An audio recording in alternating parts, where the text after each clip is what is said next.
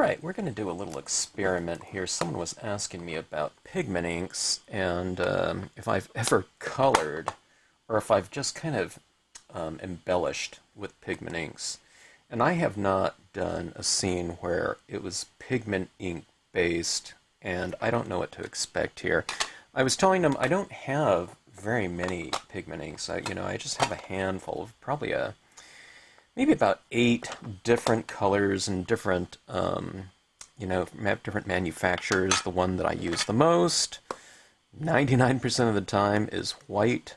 I can't even remember the last time I've used some of these other ones, but, I kind of have a range of these tan tones here. I don't know what shape these are in. They might even be dry on me, but I thought we would try something out here. The Stampscapes Facebook group is talking about the challenge for this month being to create something kind of, not with the traditional inks. And I don't know, this is ink here, but I've certainly never done it this way. But, the kind of the spirit of the challenge is to step outside of your comfort zone and to try something else, or just do something maybe a little bit. It doesn't even have to be untraditional, but just something kind of other than your standard dye-based inks, and you know what I mean? The typical types of finishes, okay? All right, now I'm going to try a few different things on here. I'm going with a half-page piece of matte paper. I just, doing pigment inks on glossy is just not going to work. It's not going to dry. Or if it does, you better be in a pretty arid location. And I don't know, if you've done that on glossy before and, it's kind of worked out fine, I don't know, you're going to have to tell me what you did on that. Because a lot of pigment inks, except for Brilliance ink, okay, Brilliance is a line of ink. I don't know the manufacturer for that, but those ones are kind of designed to dry on glossy cardstock. They're just a fast-drying pigment ink, so I don't think they're specific for glossy, but they can dry on glossy if you wanted to. Some pigment inks, you put it on glossy, and days later it is still just as wet as ever. It's just that oil-based kind of a chemistry of it just sitting on top of, a glazed, sealed surface. It just doesn't seem to want to dry on that. I guess it needs some absorption or something like that, I'm guessing, because it's certainly not air drying, and kind of the moisture being, I don't know, whatever it is, dissipated or whatever into the air. It seems to need that absorption factor into the pulp of the paper, which with pigment inks, they're just kind of surface-oriented. So it's just not penetrating the sealed, glossy surface on it. Okay, so anyways, that being said, we're going with the matte here. I just like the way matte looks with, I've done the hybrid inks here. And I might have to incorporate the hybrid inks into this one just because, again, I just do not have a vast range of colors to go with here. Alright, so what am I doing here? I'm just applying this kind of general swatch, and you can see some variation on here.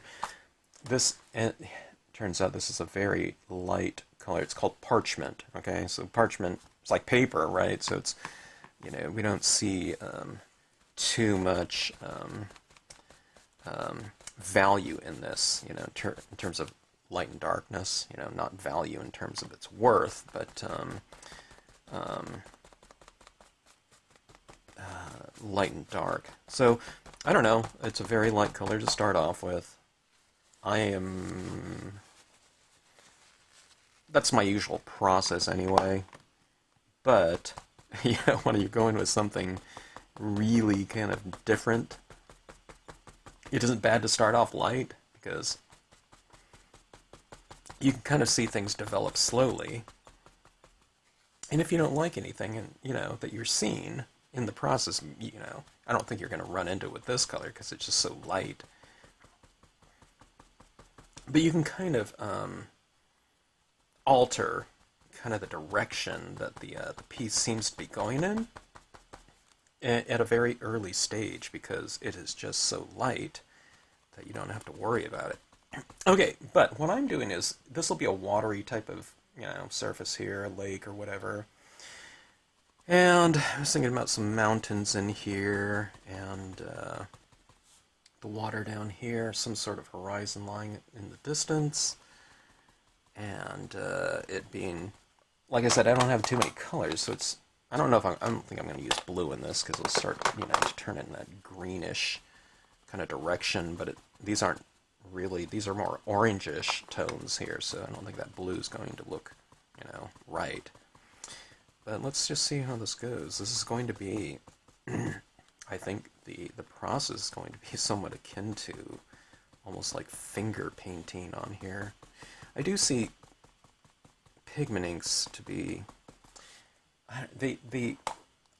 sometimes I'm just kind of slipping, I often call them paint, because it does feel like paint to me. They're like oil paints or something like that in pad form. That's what they feel like to me.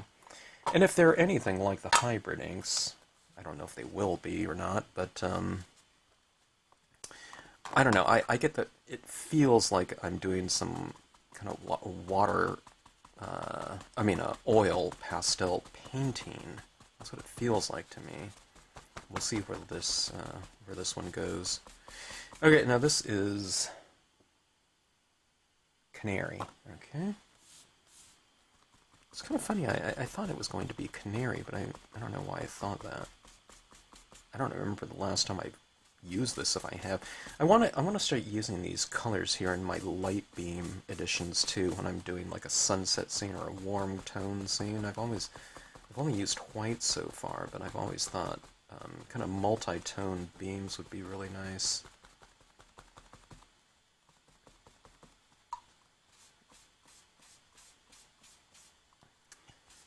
Okay, certainly warming it up, right?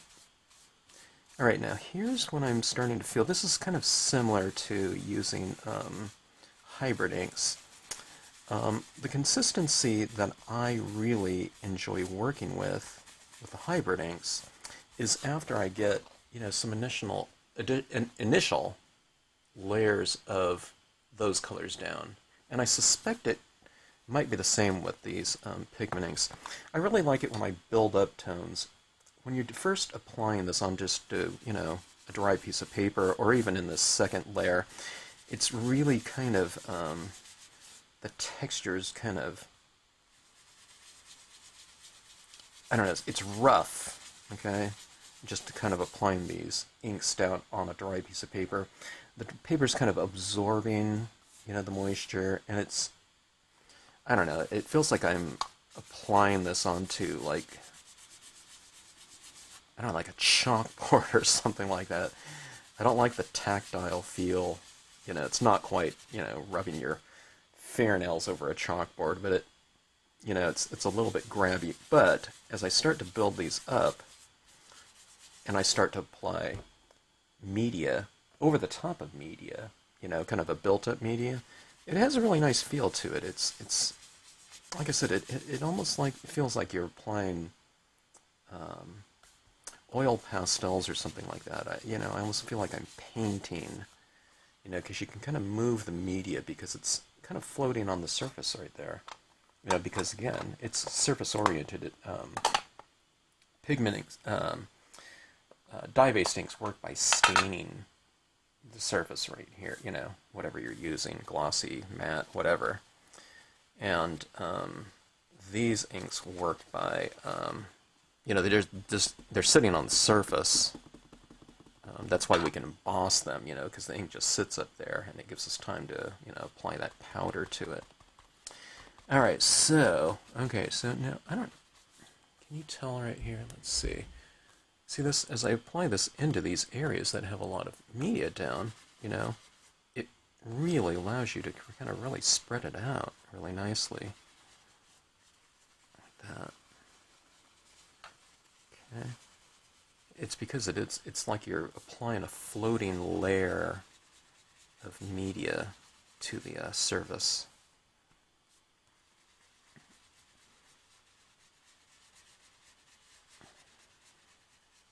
floating meaning, you know, there's media underneath it already. So you're just applying it right on top.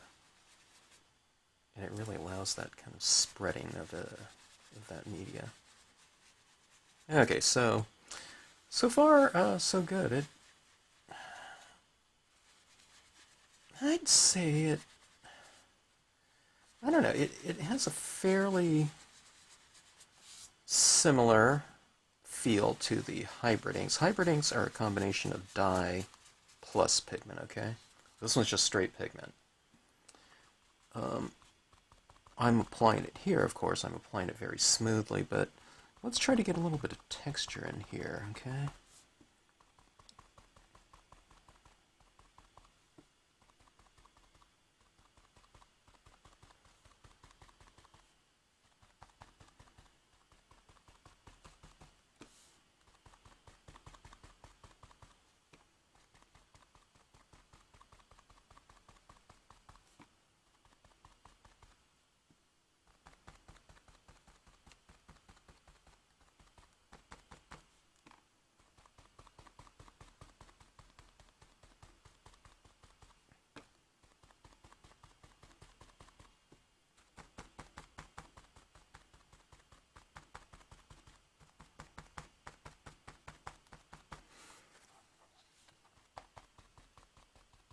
Okay, so dabbing, kind of picking up some of the textures of the paper towel. Let's see if my camera can even focus. There's not a lot to focus on there, but I don't know. It's achieving a, you know, pretty decent glow. I'm retaining some of those lighter areas in there and trying to build up, you know, more of this media, you know, in some areas, and kind of leaving some areas just as is. I don't know, I was hoping to get kind of a real earthy kind of feel to this, and just in terms of the tones I had available too. Kind of a loose, kind of painted style on here. But I really didn't know what to expect. Like I said, I didn't even know some of these pigment ink pads they could have been completely dry for all I know. I think I've had,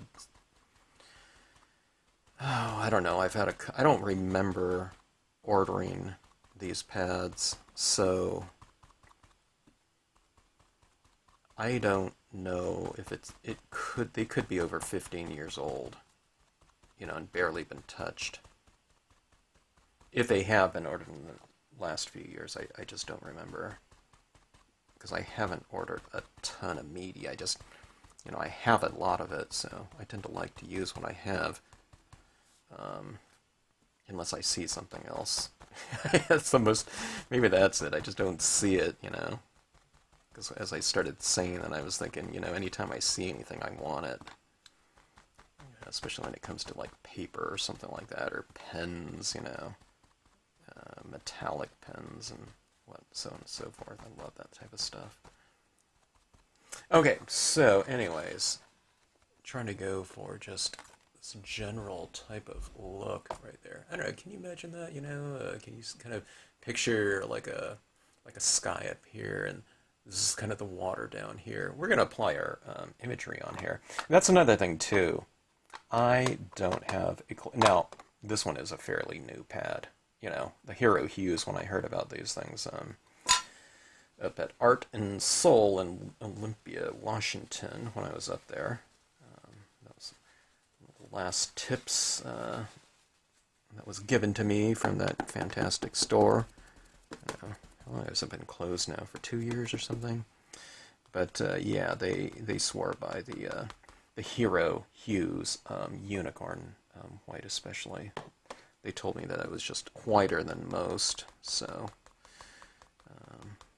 you know, trust them completely. And that, I don't know, that's my go-to white pigment ink pad now. Okay, so anyways, what color is this? Pastel yellow, okay. So just a light yellow. It looks pretty good. It's a little, you know, it's going on top of the darker color pretty good, and lightening it up a little bit.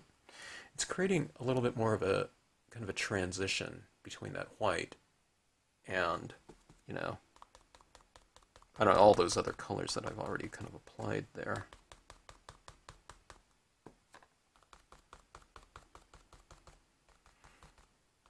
So it looks pretty good. I suspect that when I use white on here, it'll lighten it up pretty good. The big question that I would have is, what does this look like when it dries? Does it look the same? Does it change, and alter? I don't know if that's going to or not. All right, now, you know what? If this ends up looking pretty good, and I have no idea if it is, these background types of things, with this type of application, I mean, who knows what this comes out looking like. I could do this again and it can come out looking completely different, The big thing is I'm not really worried about this background at all. What I'm looking for is some variation, It goes light, dark, light, there's a little bit of darker here, light, dark. There's an oscillation of transitioning light and dark values across there. I just happen to think that makes it more interesting than, say, having this gigantic thing of light in the middle and having it darker on the outside, or just having it all uniformly dark. Maybe it looks okay, maybe it looks different or something like that. I generally like to introduce as much range of everything into my scenes. I like lights and darks. I like to have soft and sharp in terms of imagery, dull and intense, okay, bright and dull, those types of things. Okay, now I don't have a dark brown, and I think that's going to look good with this composition here. So I don't have a dark brown pigment ink pad, but I do have this dark brown Asteroid Umber Moonlight Duo. Okay, so it's a hybrid brown. If you have a dark brown, then use that one. Okay, now here's the thing too. I'm not going to try it here because I don't want to redo this if it didn't work, but I just don't think, and I don't know how this is going to work either. I don't think the dye-based ink could stamp over this pigment ink really well. I think it would be like going with, some watercolor paint or something like that and putting it on top of this. What I think is oil-based ink here. I think I looked before and I didn't say anything, so I'm assuming it was oil-based. I never knew that about pigment inks until someone told me, and fairly recently. I always thought pigment inks were water-based because it cleans off of my stamps, with water. I don't know. Maybe it doesn't clean off really well, or maybe I didn't know that sometime. I don't know. I have no idea. Okay, but anyways, going with this brown tone on here. Like I said, I have no idea if this is going to stamp out on top of here. I'm hoping it was.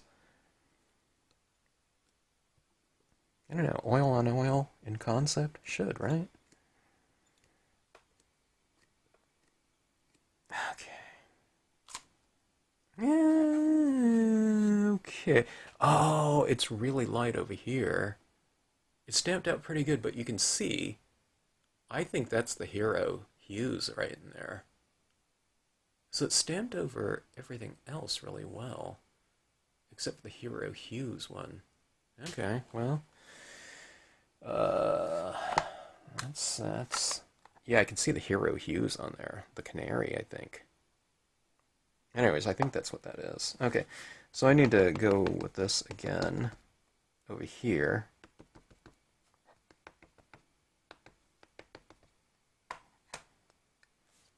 Okay. And another part of that mountain.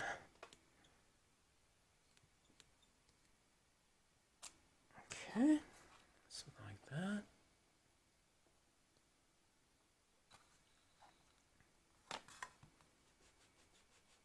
I don't know if you're seeing it yet, but this will be the lake down here. I don't know. I'm really bad about that in my videos. Sometimes I say, imagine this, you know. I'm trying to get better at that with the videos, and, you know, instead of kind of saying, you know, in theory or envision this, you know. When I say that these days, I try to just actually do, you know, try that concept when I can. Okay, that's some mountains in the background. Let's add in some kind of distant islands here. Now,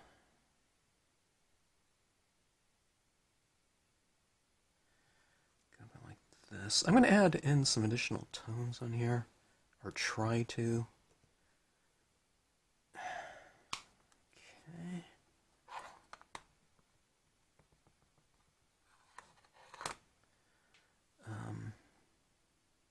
Yeah, I have a feeling that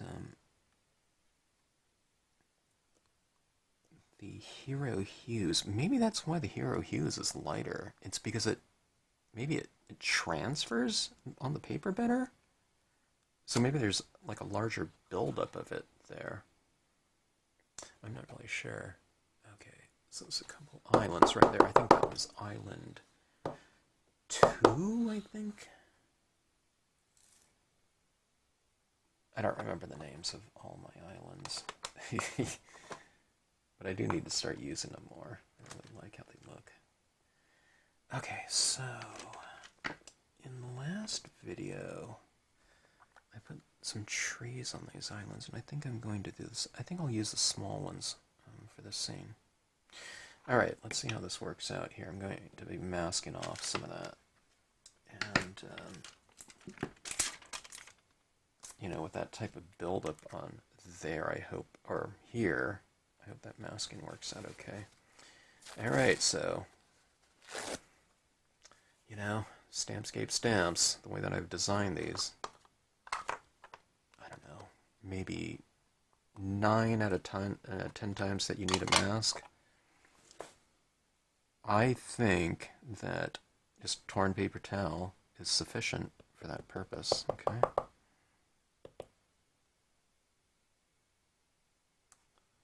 And adding this tree line, kind of adding different portions of it, you know, for variation on the island. That way you can get any type of configuration that you want, right? Using 2 stamps. Now I do have some stamps where they're trees, you know, built into it. Certainly, you know. But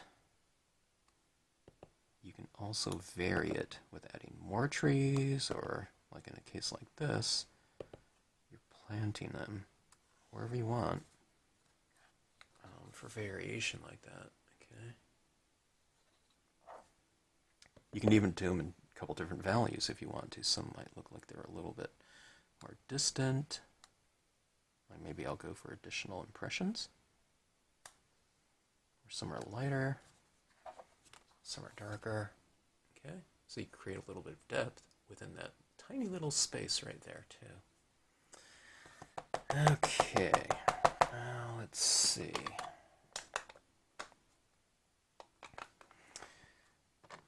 Let's go for a little bit of a cloud. Okay. Let's go for a little bit of a darker one.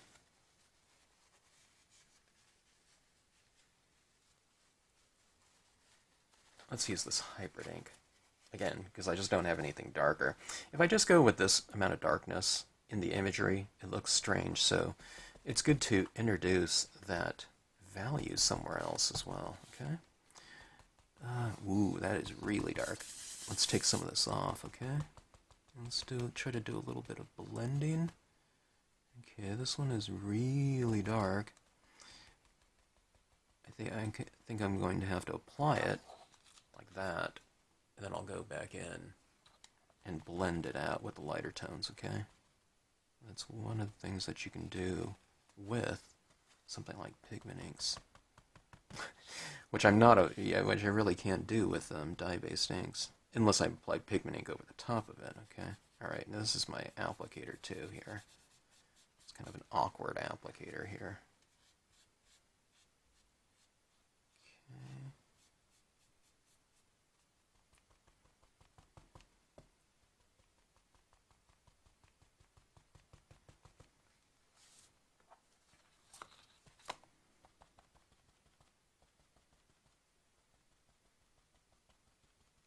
Little variation in the sky. Okay, let's go like that. Especially now that I know where that mountain's going to go. Okay. Something like that. Boy, you put your finger there and it really affects that surface area. Okay. Something like that. Let's do a blend here, okay? I'm working with, it's really kind of dark, all right? So let's go back to this amber here. Let's do a combination of both of these. Okay, so a little bit of amber, a little bit of the, what color was this? Asteroid umber. Okay, come back into it like that. A little bit of a mixture of both. It's one of those things where it's like, you actually use a physical mixture of something. Again, because these are almost like, it's almost like using paint. Or like a liquid oil pastel or something like that. Okay, let's get some variation into these mountains now too. It's not just putting it up in the sky, putting it into the imagery itself, okay? And this, hopefully, gives it, at least with dye-based inks, it gives it a little bit more body, mass, and opacity. It gives it visual weight, to your imagery. And in my imagery, in that stipple work, okay, you should always take advantage of, the dot patterns, the light and shadow that I have put into my pieces like that, all right? When I do that, I'm kind of describing the imagery, and I'm also describing the light and shade on the imagery, okay? So, wherever I have those dots, if you make those dots a little bit darker with some additional tone, see like that, you'll make the scene, the object, more three-dimensional, okay? And you don't have to know anything about lighting. All you have to see is darker areas, and then you just go in there and you just make them darker, okay? A really good rendered image, okay? I'm not saying that outline designs, designs that are kind of void of values aren't good. They have their own kind of thing to it. But if you're looking for kind of values and volumes in imagery, kind of a more three-dimensional type of look, okay? Try to find something that has a lot of descriptive types of things in the imagery. You want texture, you want lighting, and you want visual weight, okay? Not just the silhouette of something or an outline of it, okay? In that way, it just makes it easier to see lighting within the piece because it's already there in the impression itself. Okay, so anyways, going into it, see, I've left some areas a little bit lighter because, like I said, on the imagery, it's lighter to begin with. Okay, so we got a little bit of lighting in there, and going into my islands right here, what I can do is I can give them a little bit of value at the base of the island, adding some shadow underneath them. I'm really kind of dragging them, getting these fingerprints all over the place here, but I'm not really too worried about that because I am, still working on the piece in general. And I'm not terribly confident. I just don't know, but I'm not worried about it either. I have a feeling I can blend out all these little types of things like that when I go back into my lighter tones and apply that right back in there. I don't like the way the scene looks right now. But again, it's just, it's just kind of this stage in the process. I have highlighting to go. I have some additional imagery that I'll use in here, and so on and so forth. There's a lot more kind of technique and steps that I plan on taking. Okay, now this is starting to really kind of dry up on here. I'm really surprised. I was doing this kind of streaking right here because I thought the ink would be fairly wet still, and I'd be able to manipulate it, but I'm not. That's good and bad. It means that it's kind of setting up, and we won't have to wait forever for it to dry, and that's not a bad thing. But while I'm in this process, I do wish it was a little bit more moist. So you just kind of have to go back into it and apply more tone into the piece. Now this is one that's, this whole piece right here, I think is really going to benefit from a lot of white pigment ink applications, or going back to that very light one, oops, I got these two mixed up here. Going back to the parchment, the first color that I applied.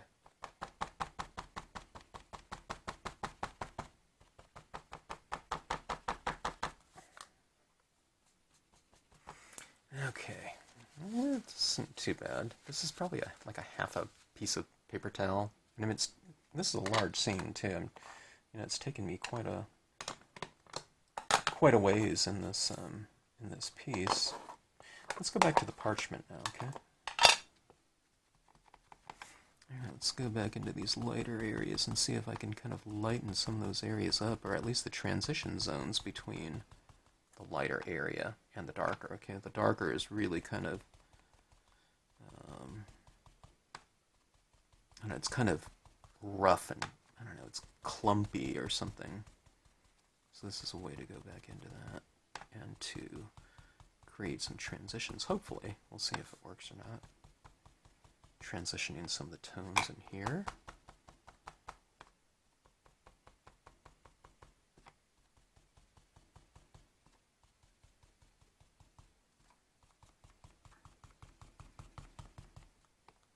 This piece right here, I'm going to start using this, okay? I think this will avoid all these little fingerprinty types of things.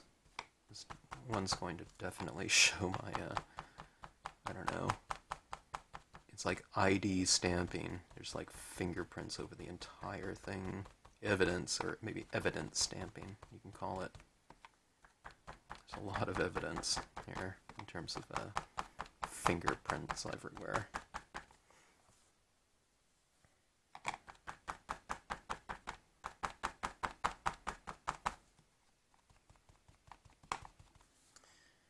Okay, it's kind of getting there. I do want this real earthy kind of... I almost want it... Sometimes when I'm doing these, I almost want it to kind of have the feel of like leather or something like that. It almost kind of feels... Okay, this is going back to that canary. Okay. Alright, the canary is not very visible. It's slightly lighter. But it kind of feels like I'm applying white over the top. Maybe it's just like a warm white. That's what it looks like here. It's not terribly visible.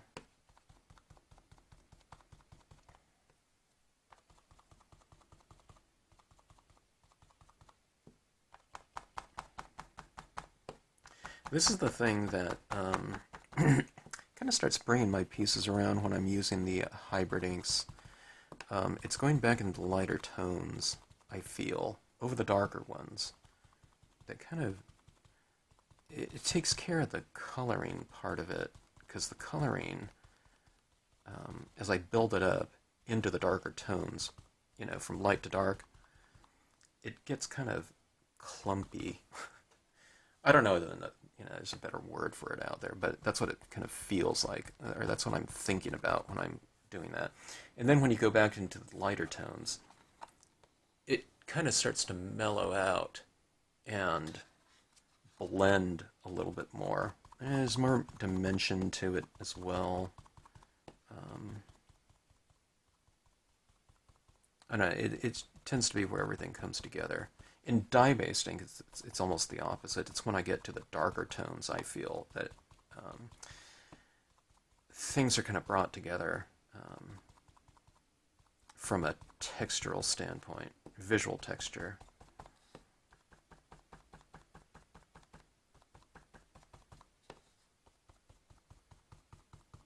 Okay.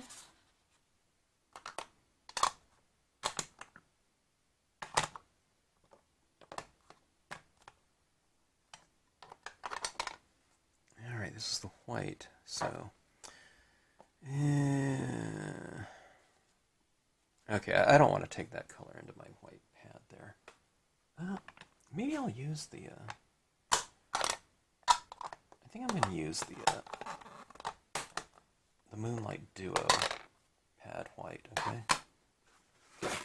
I say that because that pad right there in the Moonlight Duo that pad's kind of designed to go with colored ink, because you can just kind of wipe this off and it's ready to go again. You see that I had ink in there from that kind of the over application of that ink there when I was toning in, okay? And plus I got the re-inker for this one thanks Moon and the Maker. The maker of these pads sent me one. Okay, so let's see here. Let's go with this lighter tone up here. All right, I'm getting a lot of the texture from the paper towel. I don't know if I want that. It doesn't look bad.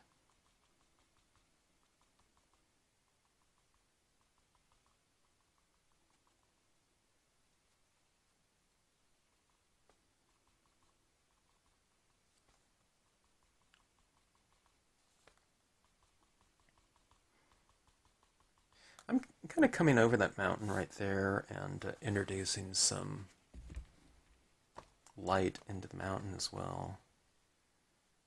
Okay. Put a little bit more lighting into the water as something kind of reflecting the values of the sky. I can put some over the island as well, like it's kind of this illuminated mist or something of that sort.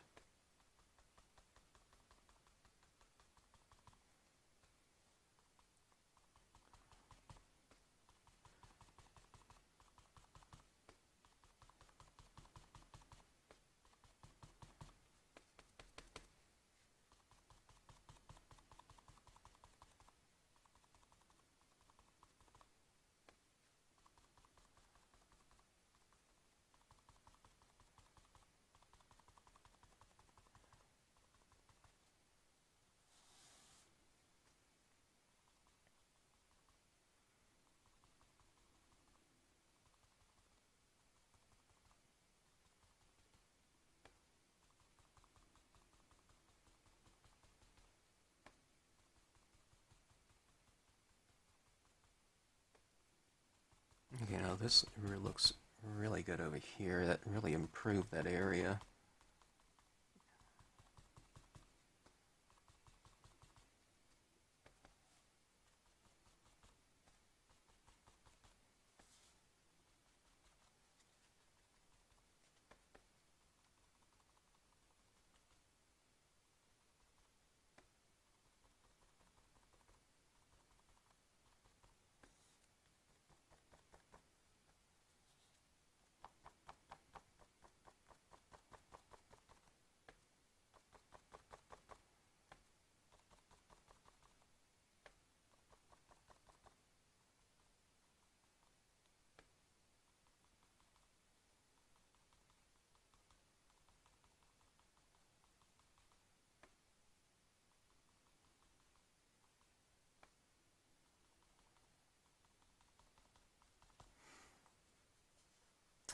Okay. One of the things that's going to get put to the test here now is, I hope this isn't too wet. We'll see if it is or not. I have a feeling it could be. But this Miaosun acrylic white pen is, it says it marks on everything. Now it's not supposed to mark into like wet media, but that's the challenge that's in front of us right now. So we'll see how it goes.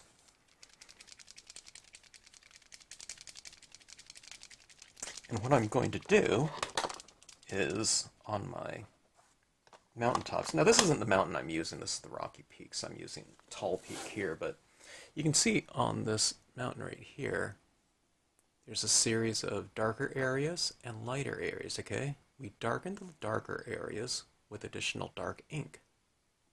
Now what I'm going to do with this white pen is on these lighter areas, in the scene, is I'm going to try to give it some highlighting and illumination in those light areas. So darken the darks and lighten the lights, okay? And that's how you get kind of scenic lighting within certain types of imagery, okay? Up here, we just oscillated it. We go dark, light, and same thing down here. There's light, dark, right? Okay? But in objects, all you have to do is look at the imagery, no matter what it is. And in my imagery, I always try to give it a real three-dimensional look by the incorporation of both texture, description of form, how is that rock right there? If this was just an outline like that, then you have no idea what's happening in there. Is it a rocky texture or whatnot? So I try to put all that information in there. And it makes it easier for the user to kind of further describe and enhance with whatever they want. Okay, so this is a white paint pen, and it has been designed to be able to be used on anything, and I can see that it is. So fantastic. Right here. It says on the pen it can be used on skin. I don't know, why would anyone do that? Paper, glass, cloth, metal, and plastic. Okay?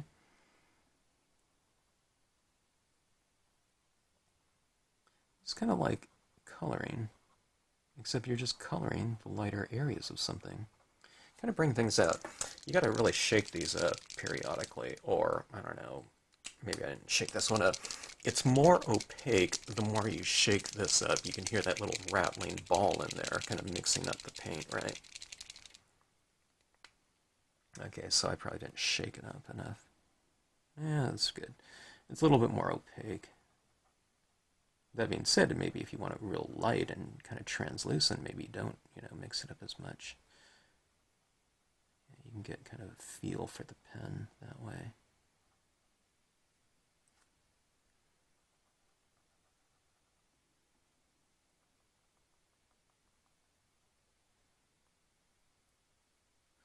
These little peaks in here.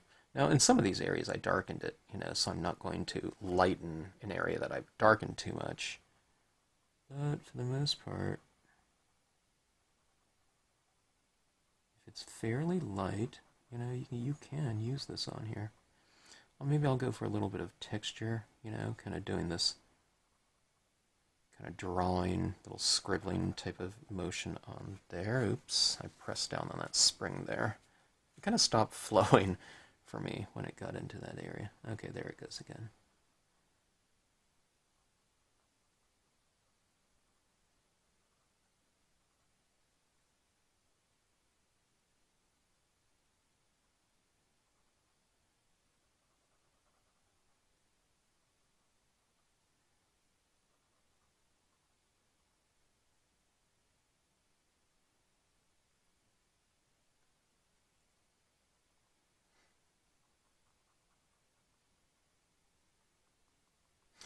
It's hard, it's where I'm adding it into this area where I've already drawn on in it with the pen. That's the part that I'm having a hard time kind of drawing over, the area where there's a buildup of that white already. But where I haven't done that, it's drawing over the the pigment ink just with complete ease.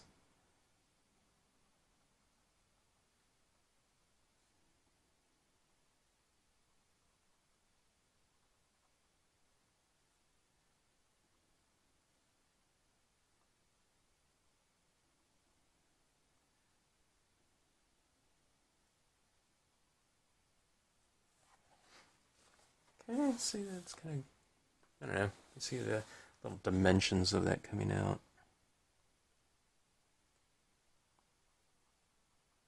It's really fun doing highlighting. Sometimes, now I'm using this quite extensively, but sometimes just a few little highlighting dots, descriptive dots, can really bring an area of an object or entire section out from the background, with really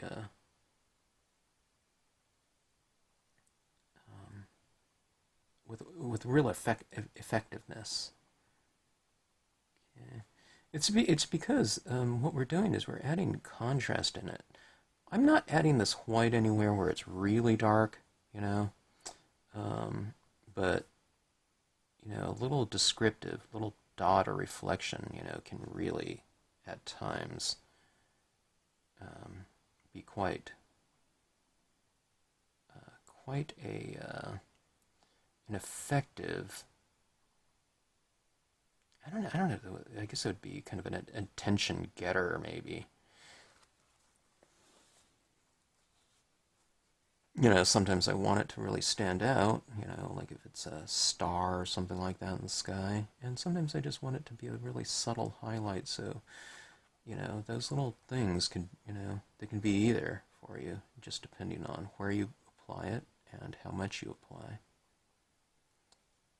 Okay.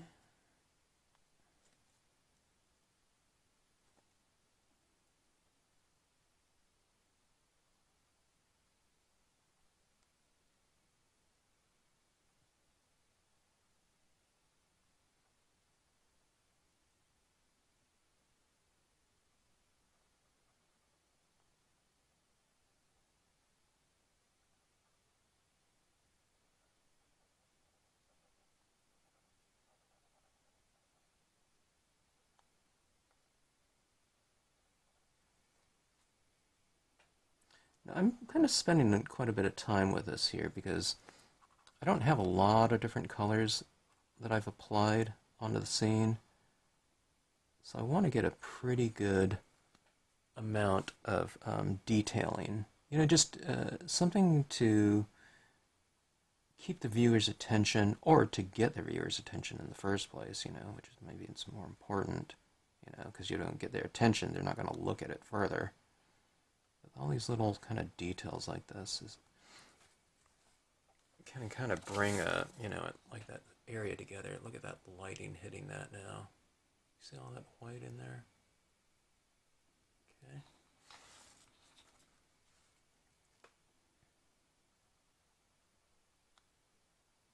I was kind of being a little bit conservative at first, but now I'm kind of getting a little bit more free and adding a lot more of these kind of scribbly looking types of touches to the the piece. All right, for some reason it was really extra fine. Now it's getting really kind of more broad tip. I guess sometimes as you're applying this, it's drying on the tip, so kind of the output coming off the tip changes.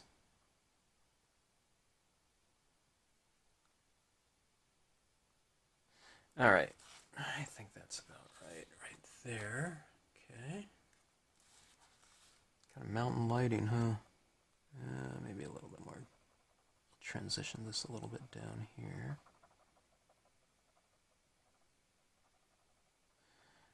It has a little bit of, quite a bit of a different texture up there, okay?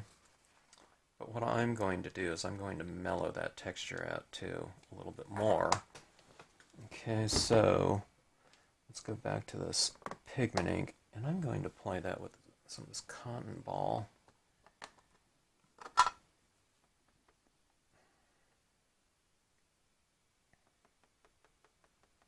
Let me see, I'm not sure if that was my good... Yeah. Okay. I look for 100% cotton when I'm using these things because the acrylic ones just don't work very well. I guess that's, you know, it's one of those things for kind of natural fibers, isn't it? I use, I don't know, synthetic brushes, paint brushes, and I find those okay, but this is a little bit different.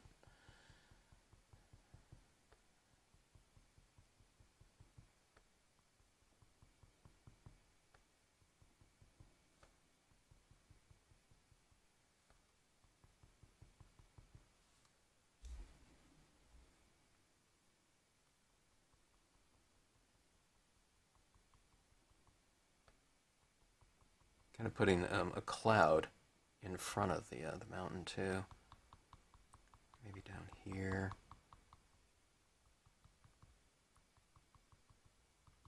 I want to incorporate the mountain into the scene a little bit more to feel like it's kind of encompassed in this kind of misty haze. So I'm putting quite a bit of it down there. And to kind of subdue those marks that I just applied on there in terms of the textural part of it, not the lighting. I like the lighting, but from a textural standpoint, it kind of incorporates into the scene a little bit more, having that real, you know, I was doing this, not quite cross-hatching, but hatching type of application of pen strokes.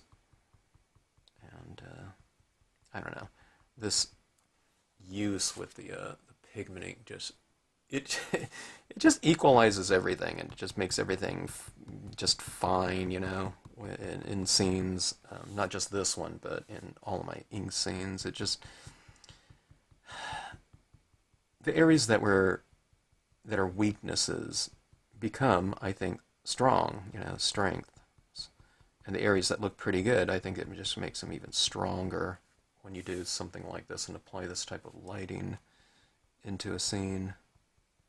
And plus, it's just really super fun to kind of watch develop right in front of your eyes.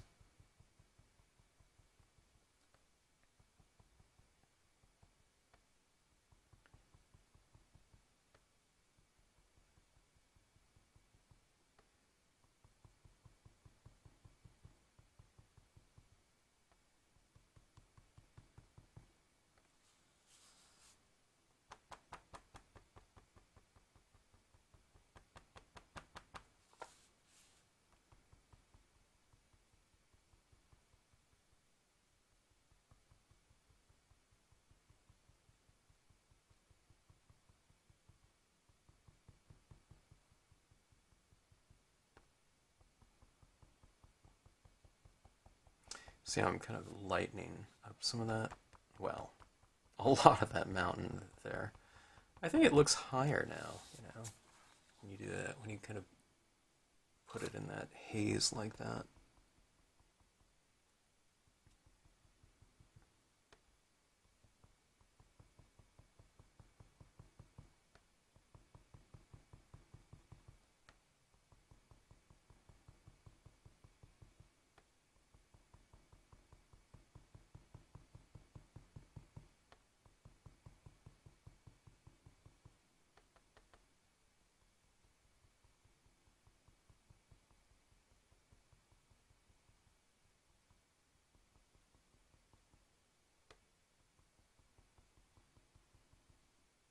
I don't think I see my fingerprints in there anymore. So, like I said, it just doesn't really matter, you know, in the process with, you know, all the changes kind of that take place, you know, before the end of the, or during the process before the end of the finale.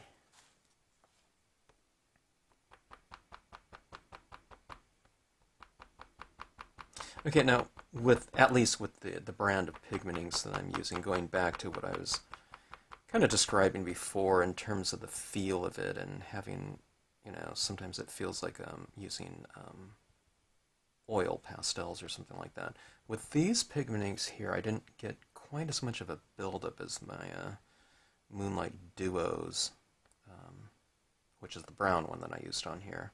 But when I'm adding a lot of tone with that one and doing all these types of swatchy backgrounds, I feel that those ones kind of responded better to the layering aspect of that.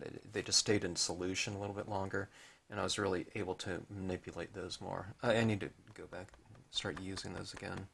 I haven't used them for like I don't know, several weeks now at least. But those are really fun to use, and they get you. You can achieve a real dreamy type of feel to it, and that's kind of what I'm going with this one here too. I just wanted to see how the pigment inks would respond, and they're different, like all media. It's just a different feel, and also, I'm just never really quite sure, in terms of the validity of the process in which I'm using them. Some media, you don't want to, kind of crowbar in some sort of, technique or methodology. You want to use media in a way that's conducive for, to optimize their, the qualities that they have.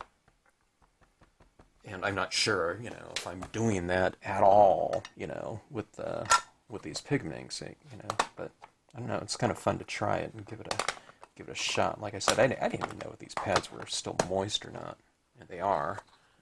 Okay, so anyways, we have that. All right, now I can tell this page is starting to kind of buckle and curl on me, like that. There's just so much media on here. I've really built it up.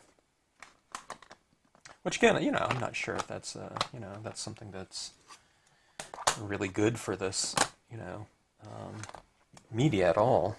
I have no idea. It doesn't look like it's a bad thing, but it definitely has a different look though from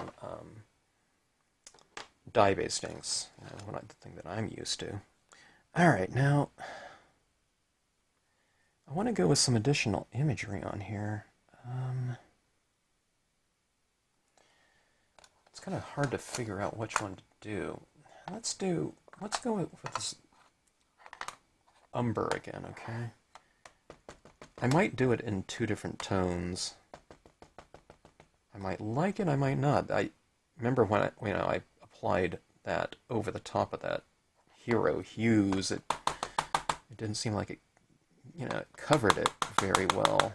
And now I have tons more of it on there, so we'll see how this goes. If I don't get a good impression out of it, I'll try something else. I'll maybe layer, some different images on here. Okay, so this one's going in this brown, or this umber, and I want it to, be fairly light, because that'll give me the opportunity, if I want to use some black closer to us in the foreground, So we can have two layers of values in the foreground and achieve some sort of depth within that space. But we'll see. I don't know. I don't know what this Versafine is going to look like either. But let's just check this one out here first. This I don't necessarily think is going to look like that one or the mountain, because I'm stamping this one over the top of all these other pigment inks and the white pigment inks, the one I stamped, the mountain and those islands. There wasn't nearly the amount of pigment ink that was built up on the surface right now. So, and remember, all these different types of, pigment inks, they're all surface oriented, so it's just sitting right on the top of the card or paper. All right, now see, yeah, look how much lighter that stamped out. See, that was the same umber as that, and that is really light in value. Okay, but that looks okay though, as far as kind of what we're going after. It's a little bit lighter than expected. Well, maybe it's a lot lighter than expected, by me at least. I thought it was going to stamp out a little bit darker, but it's just lighter. It'll look farther back, if the black stamps out dark enough. We'll see.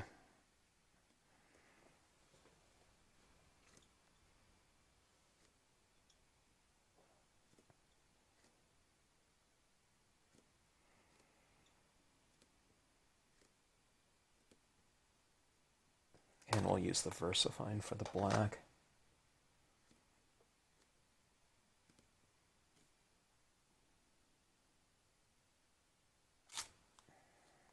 Interesting, that one came out darker. Look at the dark, that one's darker than this one. That one right there also looks more brown. This one almost looks like an olive brown or something like that, doesn't it? Maybe there was, I don't know, if there was some ink on here before or what. Well, it's a mystery. Actually, that doesn't look too bad. Just like that, but I don't know. Let's go for more depth though. All right, let's see here. Here's the spruce tree. Should I go for?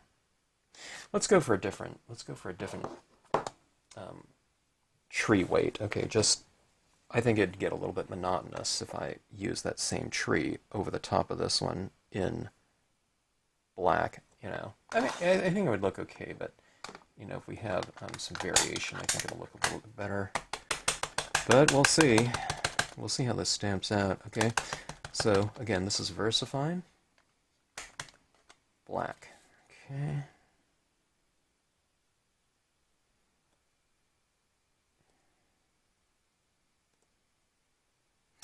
I don't know how long to, to hold this down for either. And I don't know if holding it down longer transfers more of the ink. I don't know. Okay, that's pretty dark right there, right? Quite a bit.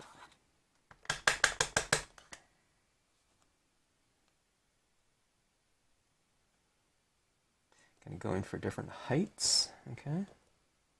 Just to try to avoid any type of, monotony with it.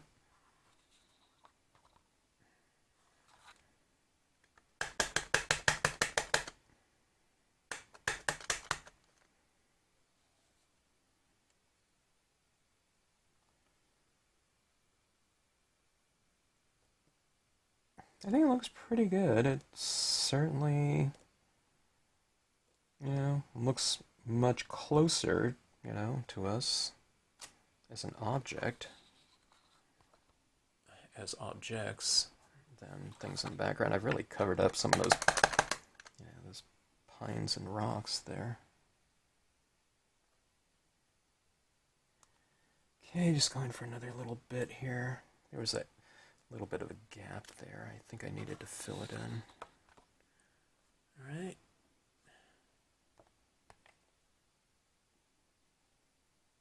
I think that can use an image in that spot right there. You never know until you get there. You just have to kind of stamp things out and take a look and see what they look like.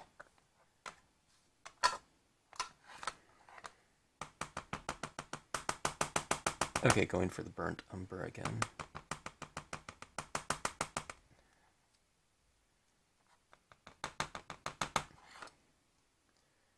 Okay, I'm going right in the middle here. Right. So it should look like it's in back of the spruce, though.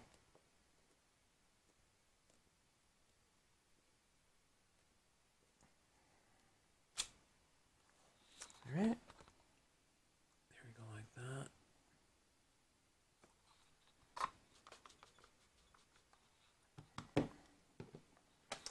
And I think I'm going to put a character out there in the water.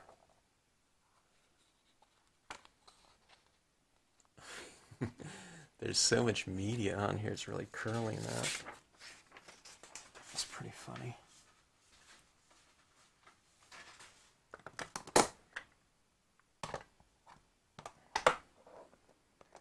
Okay, let me see if I have. I was thinking that this kayaker might be interesting. Too big, though, I need a much smaller. Okay, I think I know what image I want to use out there, though. Alright, I have this lone kayaker right here.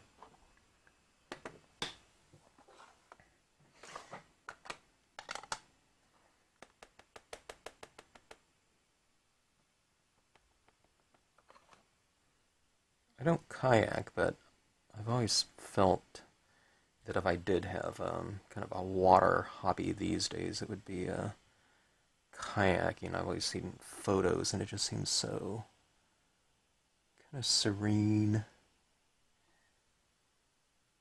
and tranquil an experience.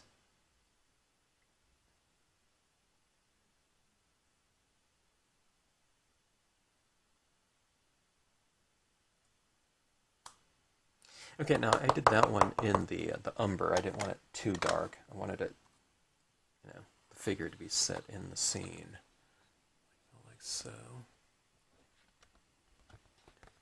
Use that little mismatched area right there. Let's go over it with a little bit of pigment ink.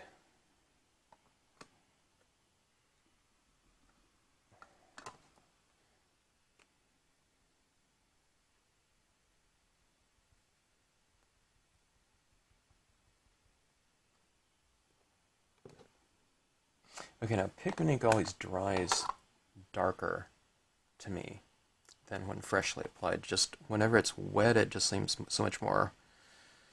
Maybe it's, I don't know, maybe it's because it's reflective or something like that. I don't know. It certainly seems more opaque than how it dries. When it dries, it's a real it moves towards transparency. But, I don't know.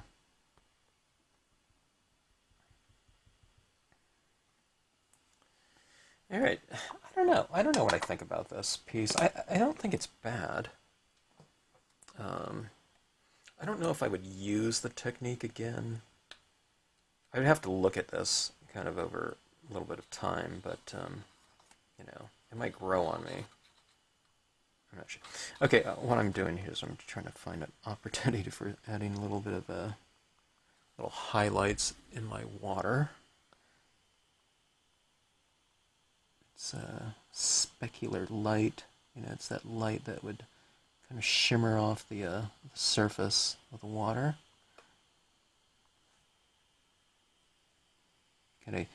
You add these little types of effects down, and it can really bring areas to life. With a few little dots like that. I really love it for waterfalls and just general highlighting.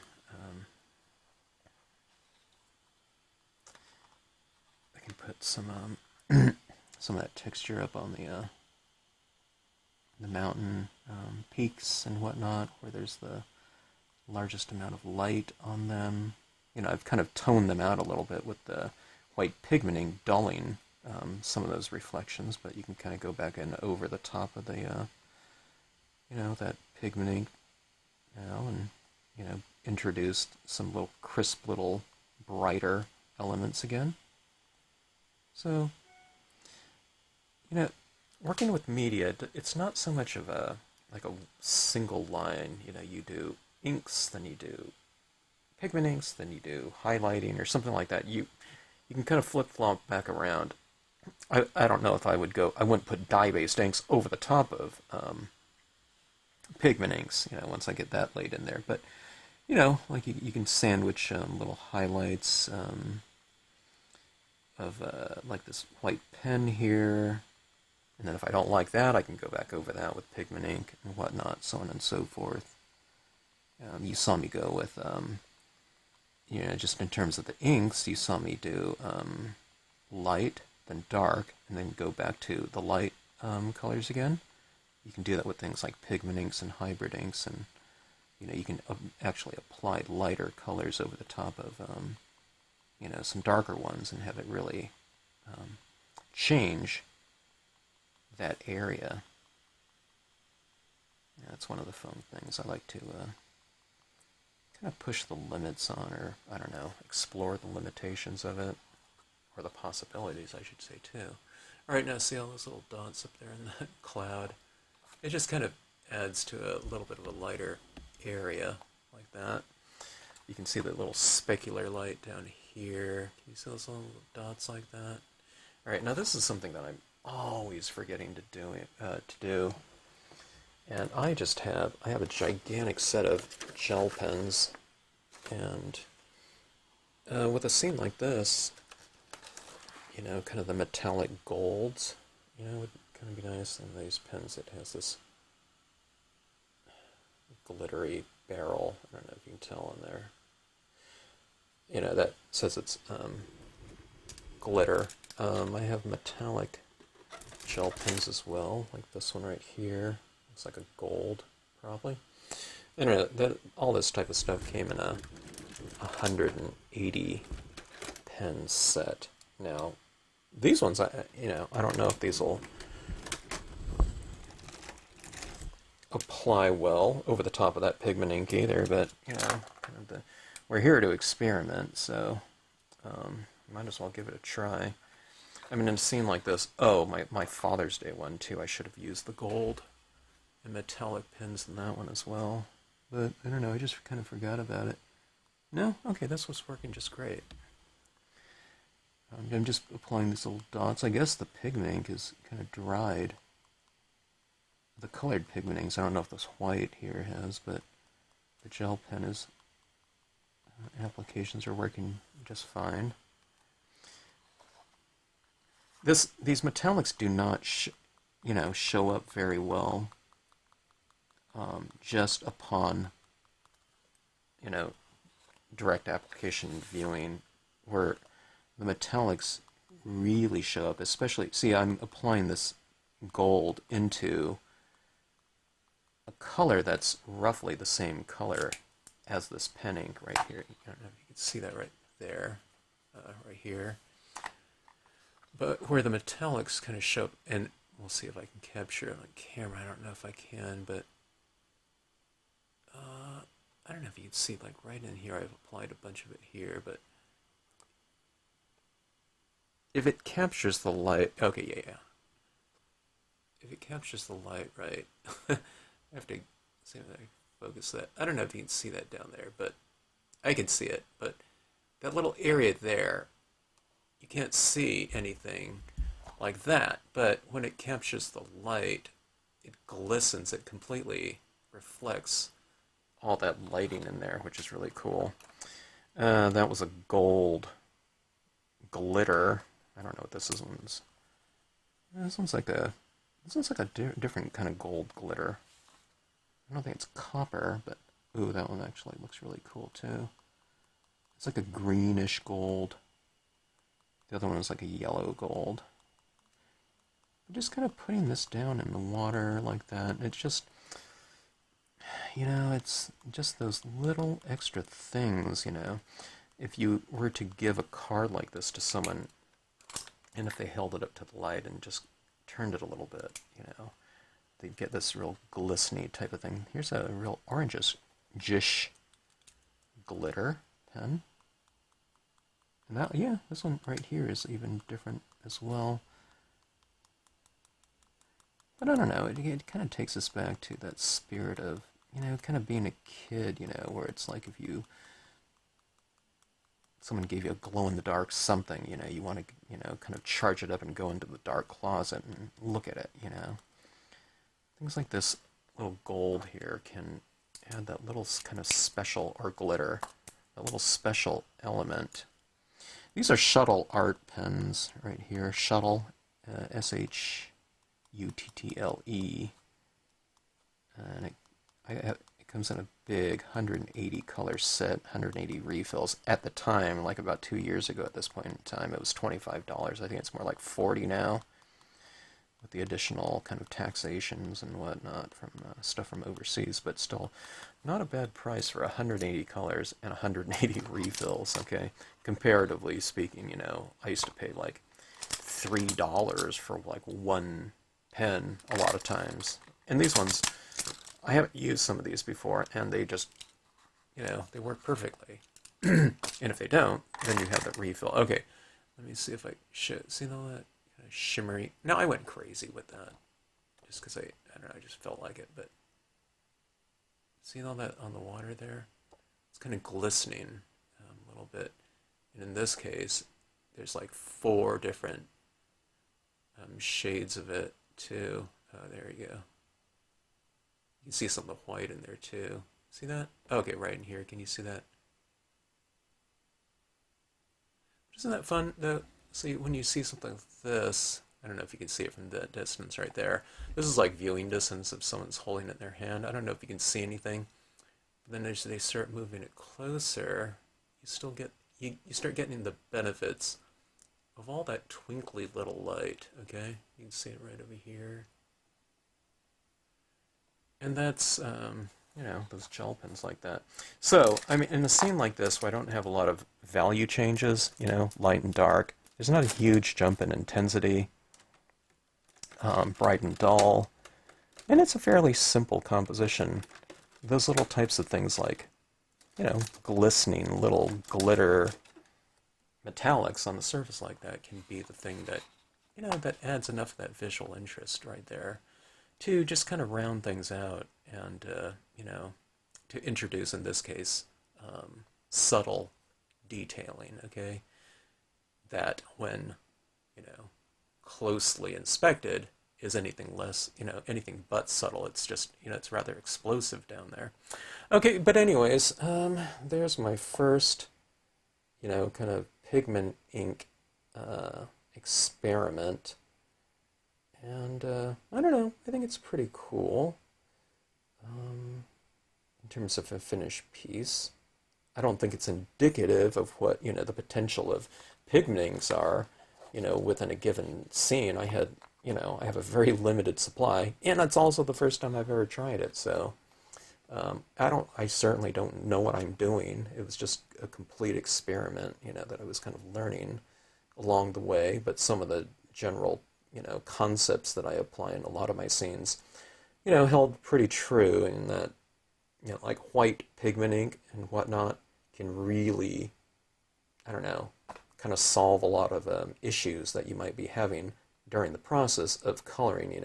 Those areas up there in the mountains kind of got a little bit rough, so I just kind of knocked it all back with white pigment ink in there. And here's another one of those things that are in there, but look at this.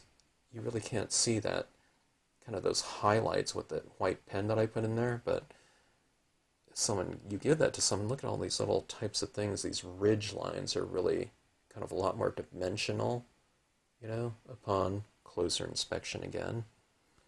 But I don't know, I mean, those types of things are really fun for me. I don't know, maybe the thing about this one is it's about kind of subtlety and whatnot. But as a whole, I don't know, I think it looks okay, but nothing, I wouldn't say anything, really dynamic or anything like that. So, anyways, this one's all into details and a lot more to kind of investigate. I don't plan on doing a ton of investigation with pigment inks. It's just to, I don't know.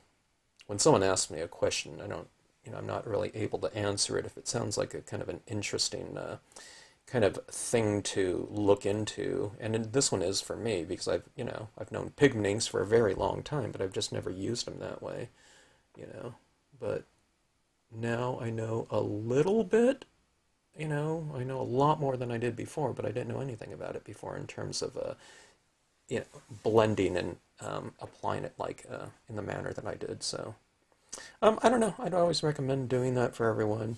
Dip into your supplies, A lot of people that are first getting into Stampscape stamps, a lot of times they think, well, okay, they've got tons of media out there, but it's like, okay, now, wait, what paper do I need and what ink are you using?